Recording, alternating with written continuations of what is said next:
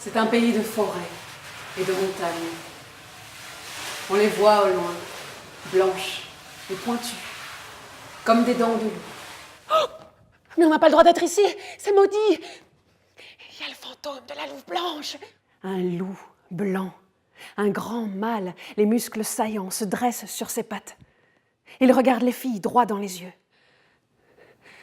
Il y a juste à faire confiance. Faire confiance à un loup? Mais tu es devenue complètement folle, ma pauvre fille, hein? Et Maya le suit partout. Elle court derrière le loup jusqu'à ce que le soleil se couche. Derrière elle, des hommes courent avec des chiens. Elle s'éclabousse au bord de l'eau, un tronc d'arbre couché sur le sol. Elle bondit, tombe sur le côté. Elle déboutonne son corsage et le prend dans ses bras. Et ils roulent l'un sur l'autre, se caressent. Un soir, Maya accouche d'un petit garçon. Il l'appelle Lobato. Quand ses parents plongent dans son regard, il voit des arbres, des oiseaux. Depuis que Maya est avec ce loup, c'est une vraie feignante. Elle passe ses journées dans la forêt à écouter les oiseaux. Comme si nous, on avait le temps de faire ça. À force de traîner avec cet animal, elle va nous ramener des maladies, c'est sûr.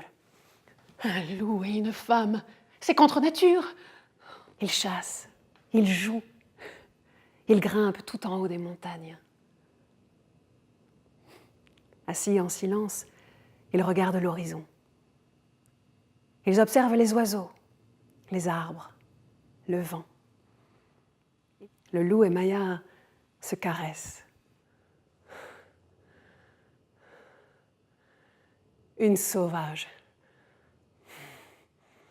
Joclas, le forgeron, habite près de la rivière, à la sortie du village.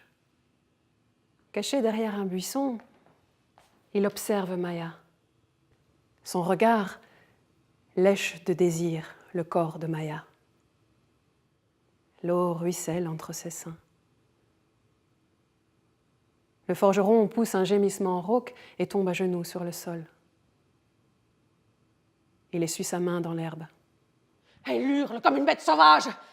Le diable est en elle, vous m'entendez? Lobato dort dans son lit.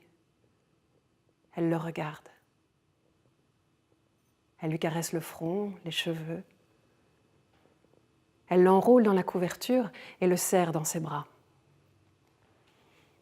Elle ferme les yeux et sent l'odeur de Maya sur la couverture. Sa gorge se serre. Il court, va droit sur le lit de son fils, déchire les draps, tourne en rond comme un fou, renverse les meubles. On va dire au loup que s'il ne part pas immédiatement, je tuerai son fils.